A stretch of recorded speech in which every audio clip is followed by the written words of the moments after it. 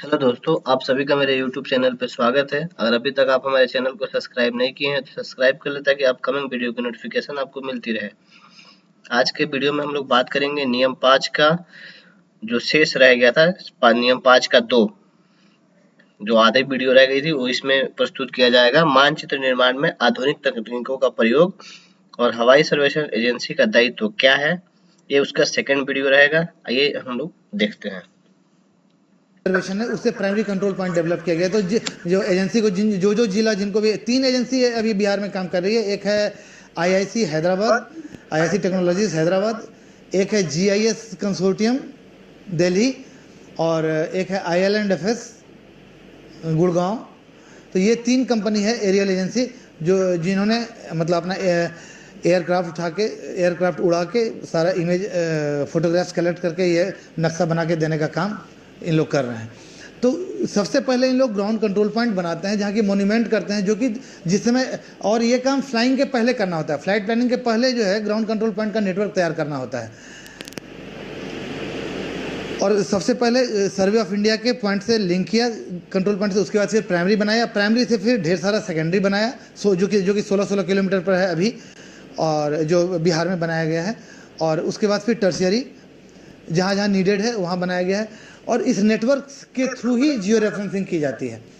तो जब फोटोग्राफ्स, जब हवाई जहाज उड़ाते हैं और फोटो लेते हैं तो फोटो में वो पॉइंट दिखना चाहिए, तभी तो हम आइडेंटिफाई करेंगे कि हाँ ये यही वाला पॉइंट है जहाँ पर हमने मोन्यूमेंट किया है, जिसका ऑब्जर्वेशन लिया है। तो वहाँ पर पिलर बेसिकली गाड़ देते हैं, एक मार्क लगा देते हैं, एक प्लस साइन बना देते हैं कुछ, जिससे कि दूर से दिखाई दे ऊपर से कि हाँ यही वो पॉइंट है। और उस एग्जैक्ट पॉइंट को फिर रजिस्टर करते हैं इमेज में। तो जो नेटवर्क है उस पूरे नेटवर्क को बेसिकली इम्बेड करते हैं, उस इंफॉर्मेशन को हम उसमें डालते हैं। और उसको डालने के बाद जैसे क्या होता है, जैसे मान लो आपका ये एक मोज़ेक फोटोग्राफ है, मोज़ेक है। अब इसमें ये 5 कंट्रोल पॉइंट है। हमको ये हवाई जहाज में जो फोटो में दिख रहा है हमको कि ये जो है पिलर है, ये 5 पिलर है। अब इस 5 पिलर का जैसे इसका कोऑर्डिनेट्स हम डाल दें इमेज में, वो सॉफ्टवेयर के थ्रू होता है, ये सारा सॉफ्टवेयर प्रोसेसिंग है। ऐसे डाल दें तो इस ट्रायंगल के अंदर किसी भी पॉइंट का, ये अगर जियो रेफरेंस कर दिया गया इस 3 पॉइंट को, तो इस ट्रायंगल के अंतर्गत कोई भी पॉइंट हम लें तो उसका कोऑर्डिनेट हमको देगा। हमको केवल इस 3 पॉइंट का कोऑर्डिनेट मालूम है, लेकिन इसके बीच के सारे कोऑर्डिनेट्स हमको पता चल गए। तो इसी ढंग से ट्रायंगुलेट करते हैं, एरो ट्रायंगुलेशन, एटी कहा जाता है इसको। जितने ज़्यादा कंट्रोल्स हैं उतने ज़्यादा ट्रायंगल्स के, तो ये जितना ज़्यादा डेंस होगा हमारा कंट्रोल्स, उतना ज़्यादा ये एक्यूरेट हमारा जियो रेफरेंसिंग होगा, रजिस्ट्रेशन उतना एक्यूरेट होगा। तो फ्लाइट प्लानिंग के पहले ये जीसीपी मॉन्यूमेंट करने का काम किया जाता है। तो जीसीपी, अब हम लोग को इतना तो समझ में आ रहा है कि ये जो है लेट और लॉन्ग का बेसिकली इंटरसेक्शन है और वो यूनिक है। और उस पर चूंकि हमने बहुत ज़्यादा ऑब्जर्वेशन लिया है तो वो गलत नहीं हो सकता है, वो बिल्कुल सही है। और अगर हमारा कोई भी इमेज या कोई फोटोग्राफ अगर जियो रेफरेंस है तो उसका मतलब ये होता है कि उसके हर एक पॉइंट का कोऑर्डिनेट हमको पता चल रहा है। और अगर कोऑर्डिनेट पता चल रहा है तो हम किसी भी 2 कोऑर्डिनेट के बीच का डिस्टेंस निकाल सकते हैं, वो तुरंत मेजर कर सकते हैं हम लोग।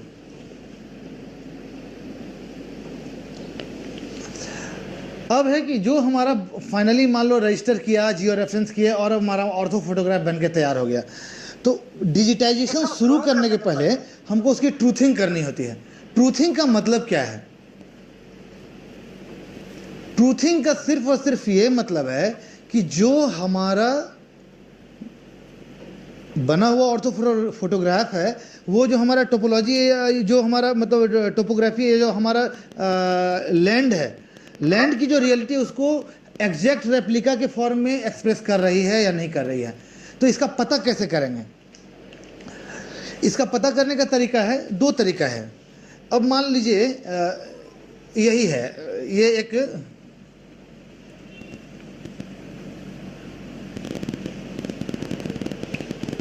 एक फोटोग्राफ है।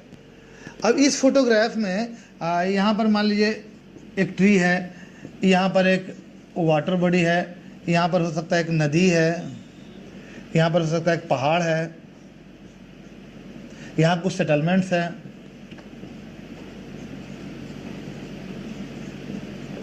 यहाँ कोई इलेक्ट्रिकल टावर है।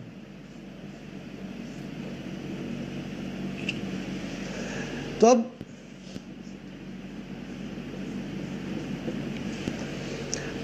अभी ऑर्थो फोटोग्राफ है, मतलब हम ये मान के चल रहे हैं कि ये ग्राउंड का एग्जैक्ट रेप्लिका है। ये इसके हर एक पॉइंट का कोऑर्डिनेट हमको वही मिलना चाहिए जो हम, तो दो तरीका, ग्राउंड ट्रूथिंग का दो तरीका है, एक तो एब्सोल्यूट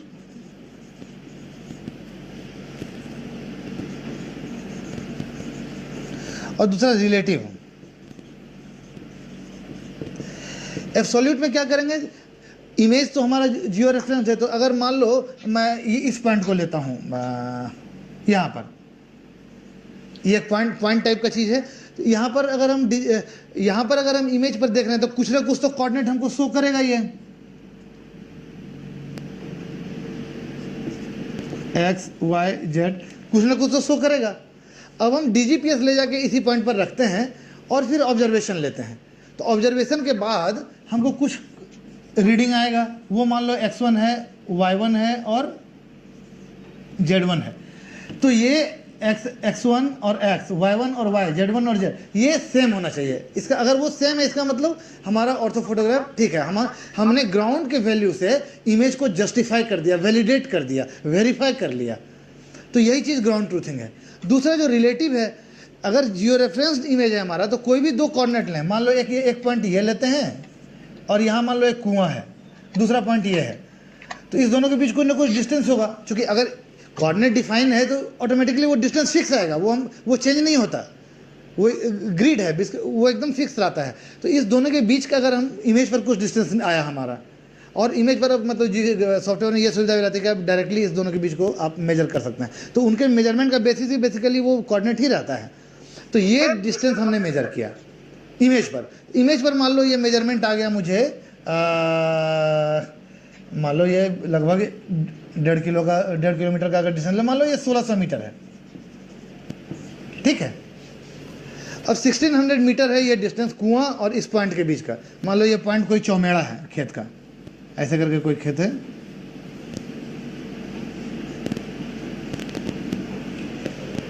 इस चौमेड़ा और इस कुएं के बीच का डिस्टेंस हमको 1600 मीटर आ रहा है, ये इमेज पर आ रहा है, ये इमेज डिस्टेंस है। अब हम क्या करते हैं, ईटीएस यहाँ पर लगाते हैं, इस जगह पर हम ईटीएस लगा दिए और यहाँ पर प्रिज्म पोल रखे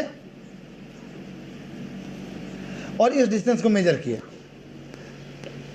और मेजर करने के बाद अगर हमारा ये आ रहा है 1604 मीटर,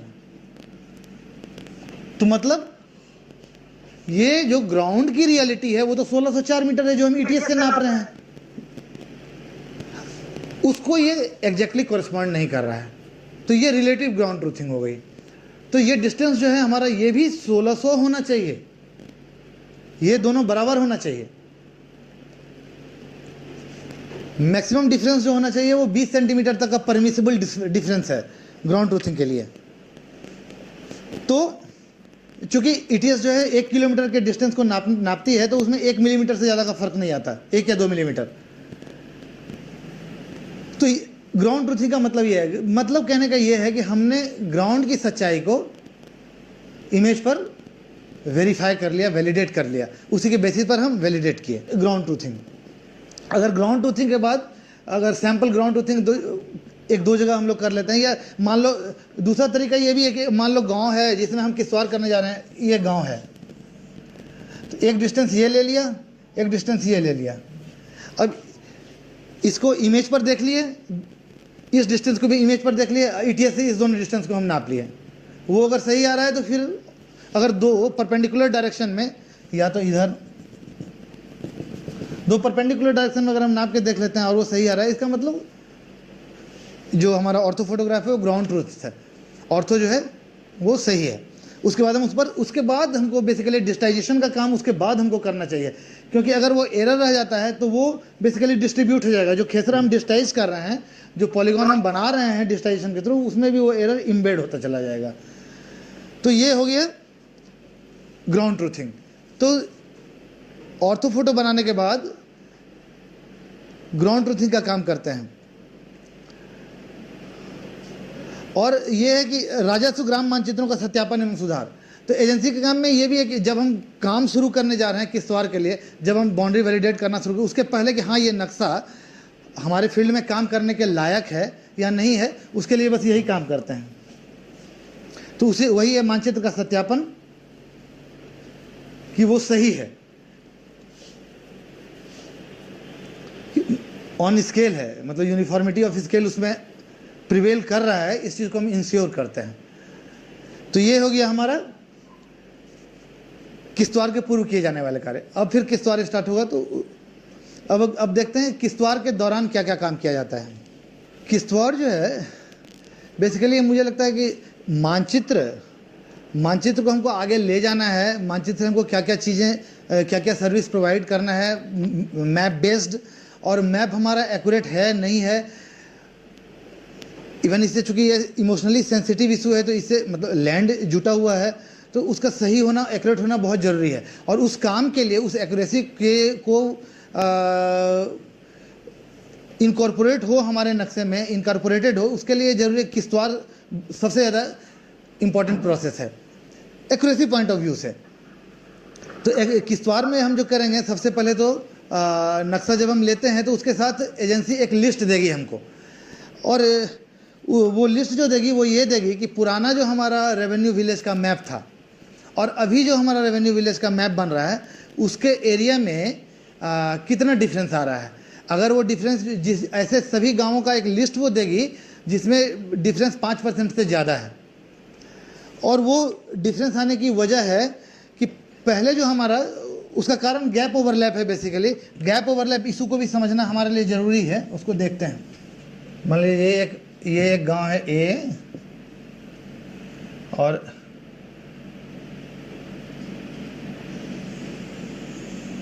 ये गांव है बी,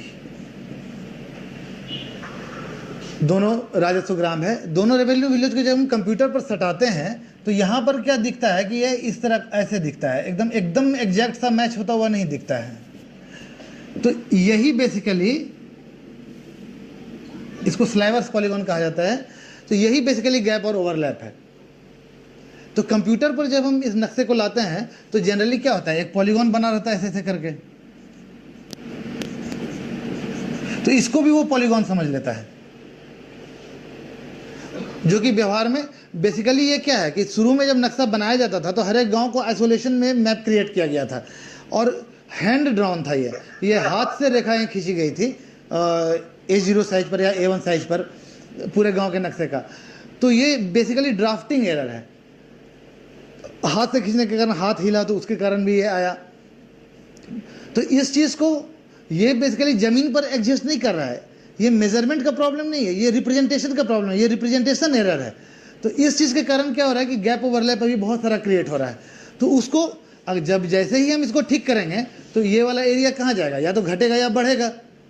अगर ओवरलैप है तो ये कम हो जाएगा, ओवरलैप को खत्म करें, और गैप है उसको अगर रिमूव करेंगे तो एरिया बढ़ जाएगा। तो एरिया अभी जो अगर हम कंप्यूटर पर लेके एकदम एग्जैक्ट बाउंड्री के साथ जब हम बनाएंगे नक्शा तो थोड़ा थोड़ा एरिया में अंतर आएगा, वो आना है, it is bound to come. Basically ये प्रॉब्लम ऐसा नहीं कि मैप बनाने का प्रॉब्लम है, बेसिकली ये टेक्नोलॉजिकल इवोल्यूशन का प्रॉब्लम है कि पहले हाथ से बनाते थे, हाथ से ड्राफ्ट करते थे, मेजर करते थे कड़ी में। आज हम ETA से कर रहे थे, MM तक की एक्यूरेसी है, और कंप्यूटर पर कर रहे हैं तो कहीं किसी स्लाइवर पॉलीगॉन्स का स्कोप नहीं है। तो इस चीज़ को ख़त्म करना मेरे लिए ज़रूरी है, क्योंकि इस पर बहुत सारे सर्विसेज रन होने हैं। तो वो कंप्यूटर पर इससे हम आगे का काम कर सकें, इसके लिए ये वाला प्रॉब्लम नहीं होना चाहिए। तो ये प्रॉब्लम नहीं होने के लिए जब हम गैप ओवरलैप को हटाएंगे तो एरिया में थोड़ा थोड़ा अंतर आएगा। तो वो अंतर का एक लिस्ट जो है, जहाँ थोड़ा ज़्यादा अंतर आ रहा है वहाँ, और ये जो है ना, इसको लेके एक माइंडसेट का भी प्रॉब्लम है। That I want to clarify कि वो अमीनों में या इसको कि नहीं ये तो एकदम गलत हो गया, ऐसा हो गया, ऐसा बिल्कुल नहीं है।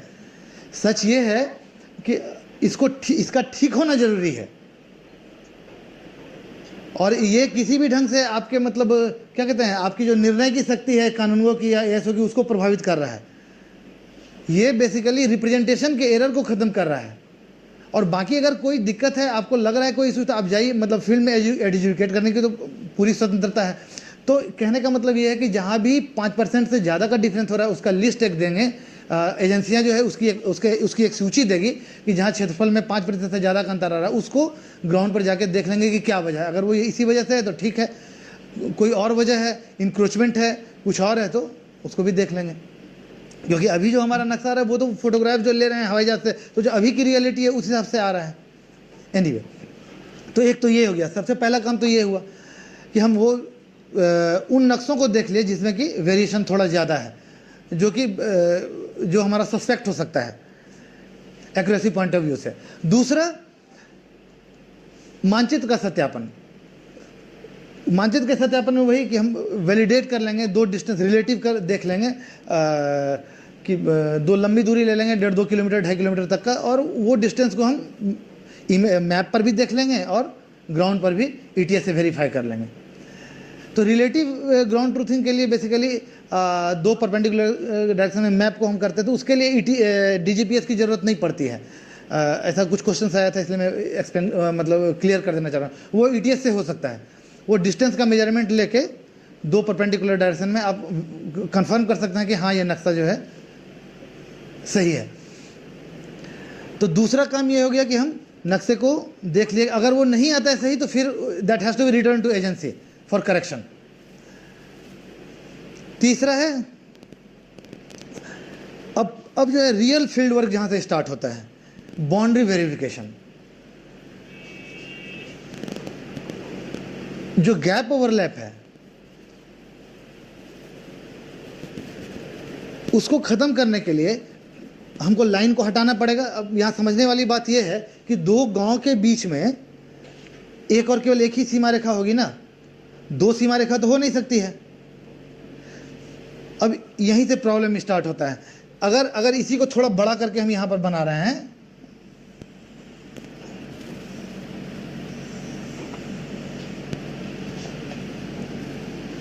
अब जो हमारा सही लाइन होना चाहिए वो कहाँ पर होना चाहिए?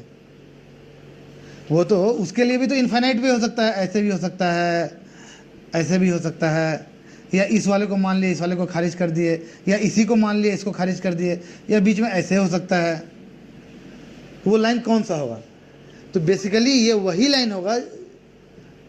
फिर हम वही जाएंगे कि मैप क्या है, रिक्रिएशन ऑफ रियलिटी है। तो ये जो चीज़ हमको दिख रहा है बंड जहाँ पर है, उसको बेसिकली लेके आना है। तो इस काम के लिए हमको क्या करना होगा? हमको फील्ड में विजिट करना पड़ेगा, हमको फील्ड में अलोंग द बाउंड्री ट्रेवल करना पड़ेगा, और उसको इंश्योर करना पड़ेगा कि वो नक्शे में कहाँ पर आ रहा है, और तब फिर हम तो इस काम को यहीं से बेसिकली हमारा काम शुरू होता है। तो इसमें सबसे पहला जो है यहाँ जहाँ पर मतलब ये सर्वेक्षण बंदोबस्त कार्यालय और जो एजेंसी है वो साथ मिलकर काम शुरू करेगी। अभी तक जो एजेंसी अपना काम करके मैप प्रिपेयर करके सबमिट की और साथ में एक लिस्ट दी कि क्या कहाँ हमको 5% से ज़्यादा का डिफरेंस है। उसके बाद अब का जो काम है वो बेसिकली साथ में होने वाला काम है कि आप मैप को पहले वेरीफाई किए, सत्यापन कर लिए कि हाँ भाई ये ठीक है, इस पर आगे की सवार और खानापुरी और एडजुडिकेशन का काम हो सकता है। उसके बाद अगर वो थ्रू है अगर मैप, तो हम आगे बढ़े बाउंड्री वैलिडेशन के लिए। बाउंड्री वैलिडेशन में सबसे पहला काम क्या होगा? सबसे पहला काम करते हैं हम तीन सीमाना को आइडेंटिफाई करते हैं। तीन सीमाना जो है एक बहुत एक्सेलेंट रेफरेंस पॉइंट है, और हिस्टोरिकल रेफरेंस पॉइंट भी है, और लीगल पॉइंट भी है, मतलब लीगली भी वैलिड पॉइंट है। जैसे इसी को कर लेते हैं ना।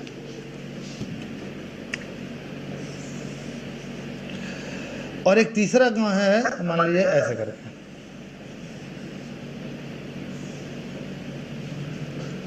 ये सी है। तो ए कभी भी तीन पॉलीगॉन अगर विदाउट गैप मिलता है, अगर कोई गैप नहीं है और तीन पॉलीगॉन, अगर यहाँ ढेर सारे पॉलीगॉन सटे हुए हैं आपस में, कोई गैप अगर नहीं है, तो तीन पॉलीगॉन मिलके एक पॉइंट बनाएगा ही बनाएगा, और वह बेसिकली वही पॉइंट जो है वो तीन सीमाना है। तो ऐसे केस में ना मतलब उसका आप पुराने वाले जितने भी CS मैप या RS मैप देखेंगे, तीन सीमाना को ऐसे दिखलाया जाता था, एक ट्रायंगल बना के, और एक इसको तीन सीमाना बोलते थे और इसको तोखा लाइन बोलते थे। मतलब इसका मतलब ये हुआ कि यहाँ पर तीन गांव आके मिल रहा है इस पॉइंट पर, और दो गांव की जो बाउंड्री जा रही है वो इसी एलोंग जा रही है। तो ये बाउंड्री का ओरिएंटेशन शो करता था, और ये पॉइंट जो है ये बताता कि यहाँ पर तीन गांव मिल रहे हैं। तो जैसे यहाँ पर बनेगा तो वो, और इसको तोखा लाइन करते थे, ये ट्रायंगल और इसके बीच में गैप छोड़ा जाता था।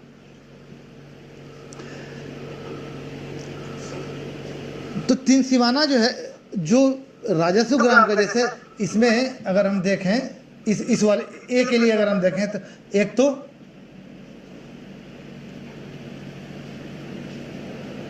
यहाँ पर तीन सीमाना होगा, एक यहाँ पर तीन सीमाना हो जाएगा, और अगर एक गांव ऐसे करके है तो एक तीन सीमाना यहाँ पर हो जाएगा, और एक गांव मान लीजिए ऐसे है। तो कहने का मतलब 1 2 3 4 गांव से अगर ये घिरा हुआ है तो 1 2 3 4 तीन सीमाना होगा इस पर। तो इसको पहचानना बहुत इंपॉर्टेंट है। ये इसलिए भी इंपॉर्टेंट है कि हमको पता चलेगा कि यहीं पर से 3 गांव, यहाँ पर से गांव अलग हो रहा है।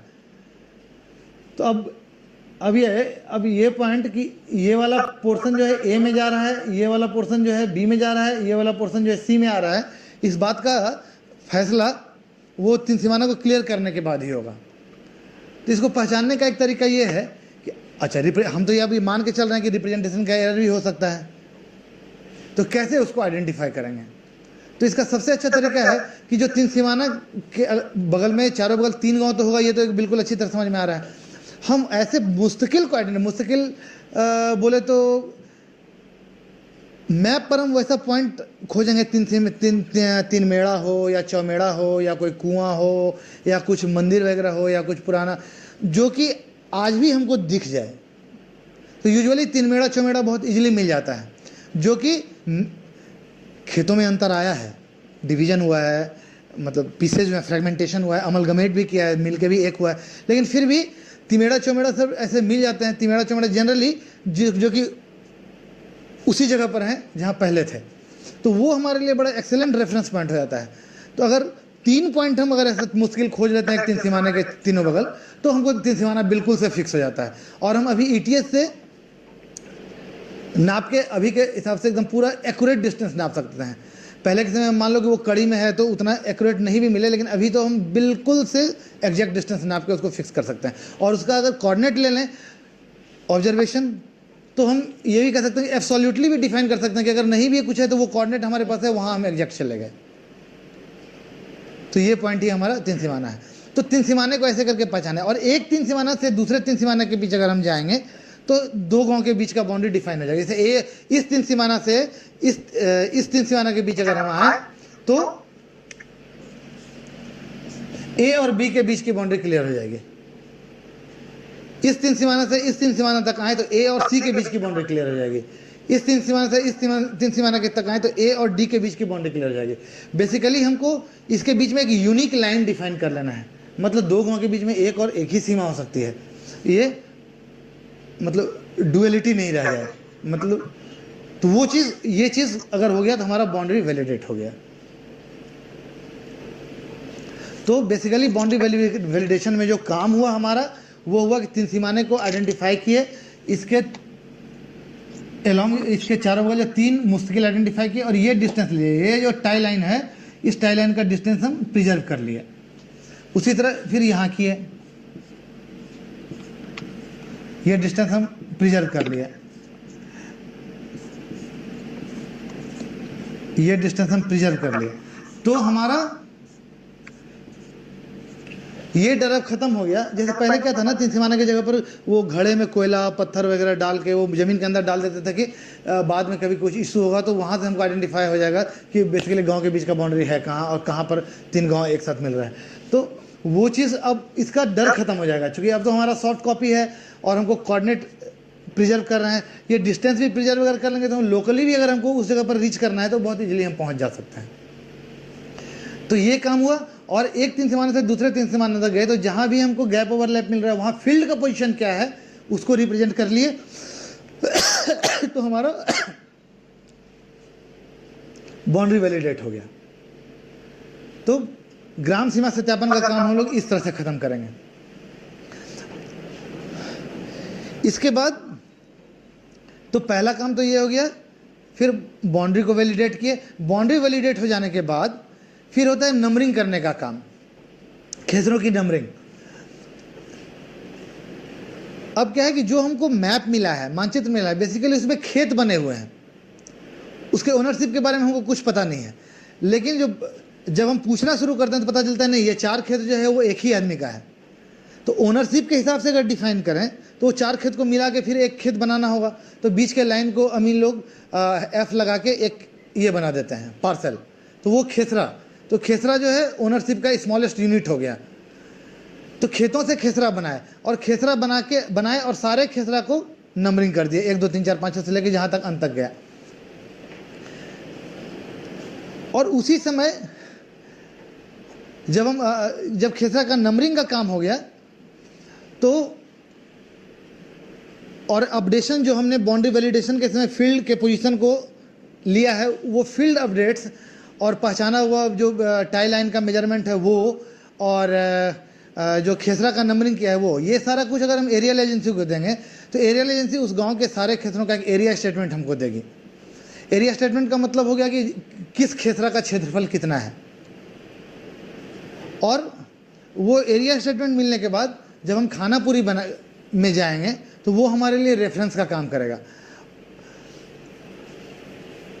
सैंपल के तौर पर हम कुछ 2-4 खेसरों का मतलब वेरिफिकेशन करके देख सकते हैं कि हाँ एरिया ठीक आ रहा है या नहीं। और दूसरा तरीका ये भी है कि गांव का पूरा एरिया जो था हमारा बाउंड्री के हिसाब से, जो बाउंड्री वैलिडेट करने के बाद आ रहा है, और अंदर के सारे खेसरों का जोड़, तो अंदर के सारे खेसरों का जोड़ का क्षेत्रफल का जोड़ जो है, योग जो है वो बराबर होना चाहिए जो हमारा डिफाइंड सत्यापित ग्राम सीमा, राजस्व ग्राम सीमा है, उसके अंदर जो एरिया मतलब इंटरसेप्ट या इंक्लूड हो रहा है। तो ये एक तरह का चेक हो जाएगा हमारा। उसके बाद फिर खानापुरी में जाते हैं। खानापुरी में तो ये किश्तवाड़ के दौरान ये काम किया हम लोग। इतना काम करने के बाद फिर और कुछ बच रहा है। हाँ, एक और काम जो बच रहा है कि सेटलमेंट के केस में क्या होता है कि घर बना होता है और ज़मीन का टुकड़ा बहुत ज़्यादा छोटा होता है। तो उतने छोटे छोटे टुकड़े को अगर हम 1:4000 के स्केल पर दिखलाएंगे तो वो इतना, उसकी विजिबिलिटी नहीं रह जाती है। प्रिंट होने के बाद उसकी विजिबिलिटी नहीं रह जाती है, उसको बड़े स्केल पर बनाया जाता है। स्केल जब भी बोलते हैं, स्केल को हम लोग जरूर समझ लें। स्केल बहुत इंपॉर्टेंट है। जो आबादी का एरिया है, जो सेटलमेंट वाला पोर्शन है, जहाँ की बड़ा नक्शा बनना है जिसमें डिटेलिंग हमको दिख सके, उसको अभी जो हम लोगों का काम चल रहा है उसमें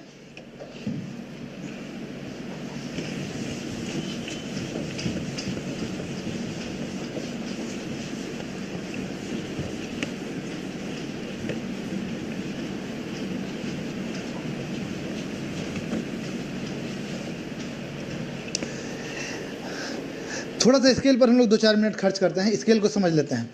तो अभी क्या है कि जो आबादी वाला पोर्शन है उसका जो नक्शा बनना है वो 1:1000 पर बनना है, और जो नॉर्मल सारा है, जो खेत है या सारा कुछ है, वो 1:4000 पर बनना है।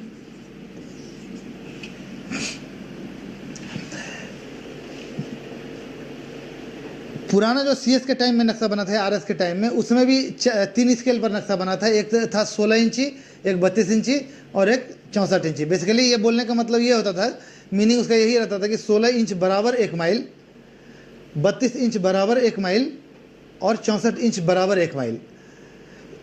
जब भी हम स्केल बोलते हैं तो हमको जो चीज़ रेफ़र करना होता है वो ये रेफ़र करना होता है कि कागज़ पर एक नक्शा बना हुआ था, कागज़ पर भी तो कुछ डिस्टेंस होता है ना कागज़ पर, तो वो डिस्टेंस और जो ज़मीन का डिस्टेंस है उस दोनों के बीच का रिलेशनशिप एक्सप्रेस करता है स्केल।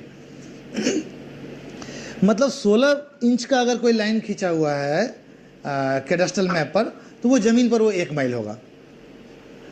तो स्केल को दिखाने का तरीका है कि ऐसे करके दिखलाते हैं। एक तरफ एक इधर नेसेसरली 1 लिखे रहते हैं और इस टू दे के इधर कुछ नंबर दिए रहते हैं। तो अब अगर हम ऐसे लिखें 1:540, तो इसका एक खास मतलब होता है। इसका मतलब हुआ कि अगर इस स्केल पर कोई मैप बना हुआ है तो इसका मतलब हुआ कि ज़मीन पर अगर कागज़ पर अगर हम मान लो 1 बित्ता का डिस्टेंस लें किसी 2 फीचर के बीच में, मानचित्र पर मान लो एक घर है, 2 घर है, दोनों के घर के बीच में पक्का 1 बित्ता का डिस्टेंस है, तो ज़मीन पर वो डिस्टेंस जो है 540 बित्ता हो जाएगा। बस इतना ही मतलब है स्केल का, इसके अलावा और कोई स्केल का मतलब नहीं है।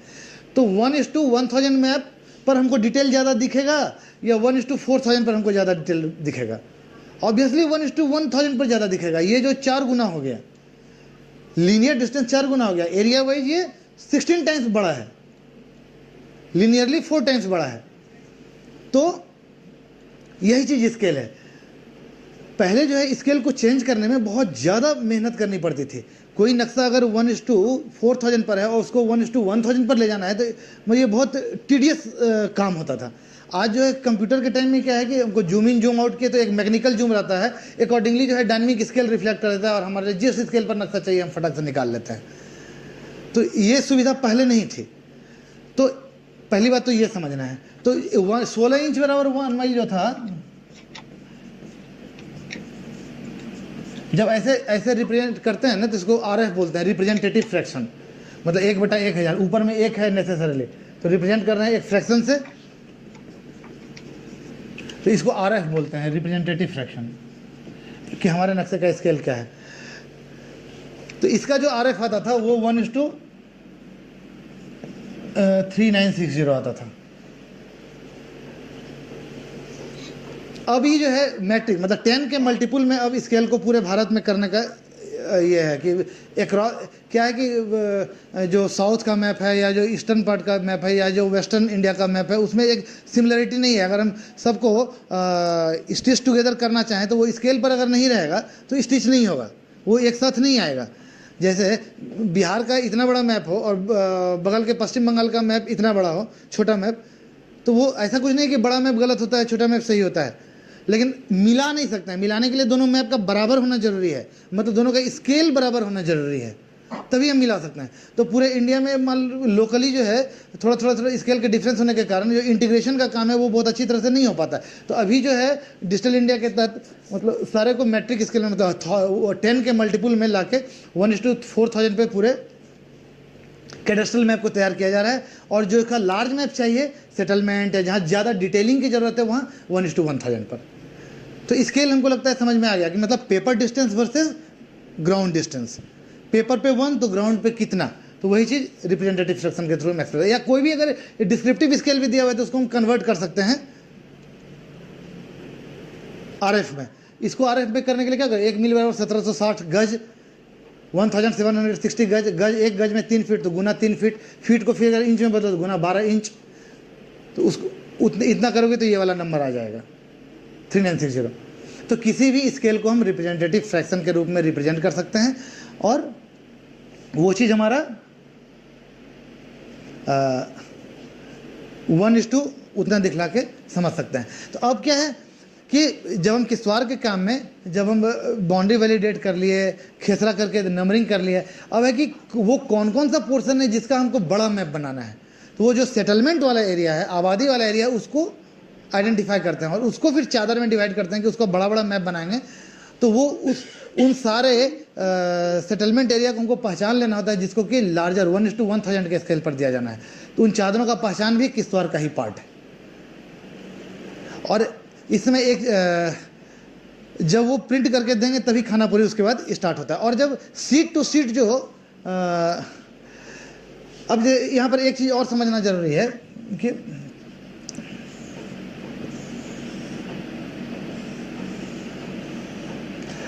मान लो ये एक पोर्शन है जो कि सेटलमेंट एरिया है, किसी कारण से मान लो ये 2 सीट में देखा कि इतना बड़ा है तो वो एक ही सीट में आ जाता आइडियली, लेकिन अगर ये 2 सीट बड़ा है सेटलमेंट तो 2 सीट में मान लो दिखा रहा है सेटलमेंट को, तो दिखाने के तरीका में एक तो ये हो सकता है कि कोई पार्सल ऐसे कट रहा है और उसको बीच से ही काट दिए, तो वो चीज़ नहीं करना है। जैसे अगर पार्सल ऐसे यहाँ तक एक्सटेंडेड है तो इस पोर्शन को हम इस सीट पे ले आएंगे, मतलब खेसरा हमारा क्लोज्ड होना चाहिए, इस चीज़ का ध्यान रखना है। तो उससे सहूलियत ये होती है कि किसी खेसरे का क्षेत्रफल अगर हमको मालूम करना है, चाहे वो सॉफ्टवेयर में या इस कंप्यूटर पर पता करना हो या इवन मैनुअली भी पता करना हो, तो वो हमारे लिए आसान होता है। मीन्स हर एक सीट में खेसरा को क्लोज्ड होना चाहिए। तो इस चीज़ के साथ ही उनको ऐसा मैप किश्तवाड़ के लास्ट में प्रिपेयर करके वो इसमें देंगे जिससे खानापुरी स्टार्ट होगा। और जो एक बहुत इंपॉर्टेंट चीज़ है वो है किश्तवाड़ खत्म होने के बाद और खानापुरी के पहले वो एक कंपैरेटिव लिस्ट देंगे एरिया स्टेटमेंट का ही, कि वो comparatively basically child parent relationship होगा। कि अब चाइल्ड पेरेंट रिलेशनशिप को समझने के लिए जस्ट हम एक एग्जांपल देखते हैं। पुराना हमारा सीएस का मैप था ये 1 2 3 4 5 6 7 8 खेसरा मान लीजिए इसमें है। लेकिन अभी जो हमारा मैप है उसमें छोटे छोटे ढेर सारे खेसरे बन गए हैं। तो अभी का अगर हमारा ये खेसरा है तो वास्तव में ये पुराने वाले 2 खेसरा से मिलकर बना है, 2 नंबर और 5 नंबर से। तो अभी का जो हमारा खेसरा है उसको क्रिएट करने में पुराने जो पेरेंट हैं, अभी क्या हुआ चाइल्ड है, जो पेरेंट है वो कौन कौन पेरेंट इन्वॉल्व हैं, तो किन किन खेसरा से के कंट्रीब्यूशन से वो पार्शियली भी कंट्रीब्यूट कर रहे हो सकते हैं या कंप्लीटली भी कंट्रीब्यूट कर रहे हो सकते हैं। तो वो उसका एक रिलेशनशिप टेबल एजेंसी प्रिपेयर करके देगी, जिसका यूज आप खानापुरी में करेंगे। आप लोगों ने इस वीडियो के माध्यम से देखा जीआईएस सलाहकार जो हैं चंदन सर के द्वारा कैसे आप भू सर्वेक्षण में आधुनिक तकनीकों का उपयोग करेंगे उसके बारे में इन्होंने बताया। आगे भी आप हमारे चैनल से जुड़े रहें, सर्वे संबंधित जो भी ट्रेनिंग वीडियो या अन्य चीज़ें जो भी होगी जानकारी होगी आप लोग को रूबरू कराया जाएगा। अगर अभी तक आप हमारे चैनल को सब्सक्राइब नहीं किए हैं तो सब्सक्राइब कर ले ताकि अपकमिंग वीडियो की नोटिफिकेशन आपको मिलती रहे। वीडियो पर बने रहने के लिए बहुत बहुत धन्यवाद।